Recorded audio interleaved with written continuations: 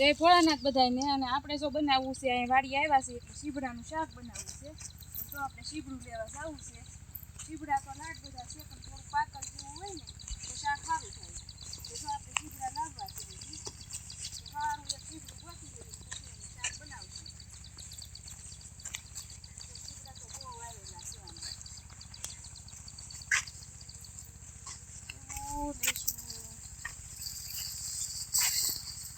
આવું શીબડું લઈ તો શીબડા તો બહુ ઝાઝા છે કેવા સારા આવ્યા છે મોટા મોટા કેટલા બધા છે મોટા મોટા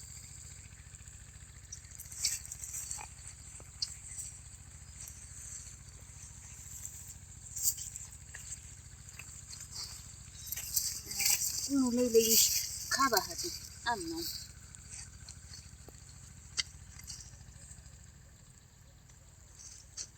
જો આપણે આ શીબડાને ધોઈ નાખશું પાણી નાખીને કારણ કે આપણે આ ટીપણું ભરેલું જ છે એટલે શીબડા ધોઈ ને પછી આનું શાક બનાવી નાખીએ તો આખું ટીપણું ભરી લીધું છે પાણી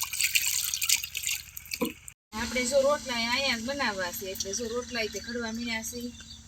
રોટલા અને શીબડાનું શાક ને વાડીએ બનાવી નાખીએ તો જો આપણી તાવડી તપી ગઈ છે તાપડી હારા મારો થઈ ગયો છે તાવડી તપી ગઈ એટલે રોટલા એ થઈ જાય મસ્ત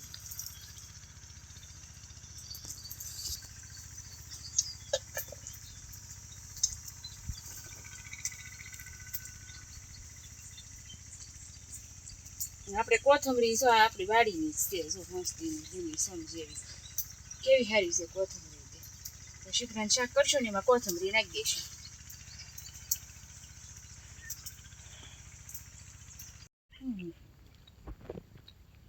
આપણે જો એક રોટલો ચડી ગયો છે હજી 2 રોટલા બનાવવા છે એટલે આપણે હજી 2 રોટલા બનાવીને પછી આપણે શાક બનાવવાનું ચાલુ કરશું શીખડાનું હવે જો આપણા રોટલા થઈ ગયા છે અને હવે આપણે જો આ શીબડું સુધારવા માંડ્યા છે અને શીબડું સુધારી પછી આપણે આનું શાક બનાવી નાખશું અને પછી આપણે ખાઈ લેશું આ મસ્તીનું એકદમ કેવું સારું શીબડું છે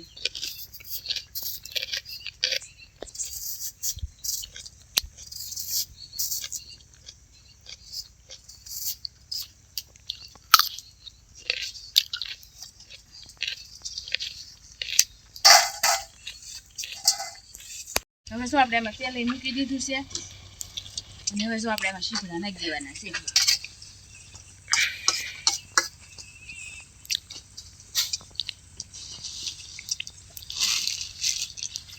હવે આપણે શીબડા નાખી દેવાનું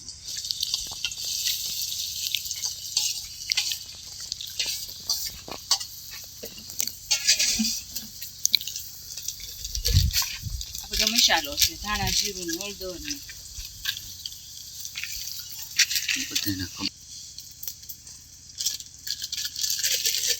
નાખી દઈએ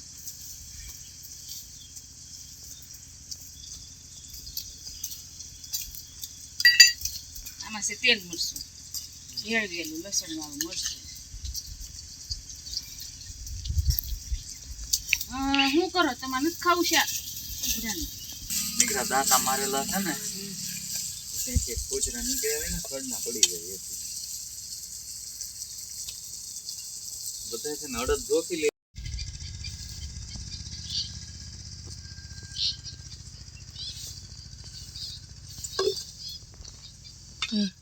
હવે જો આપણું શાક શીબડાનું તૈયાર થઈ ગયું છે ને હવે બેહવું છે મારે ખાવા તો હવે બેસી જાય ખાવા એને જો આપણે ખાઈ લીધું છે પોરો ખાઈ લીધો અને હવે આપણે અડદ ઢોકાવા છે તો જો અડદ ઢોકાવા મળ્યા છે તો આ અડદ મૂક્યા છે મસ્તીમાં આ બધા વીણ્યા છે સવારમાં થોડા કાલ વીણા હતા જો આ બધા તપી ગયા છે સારા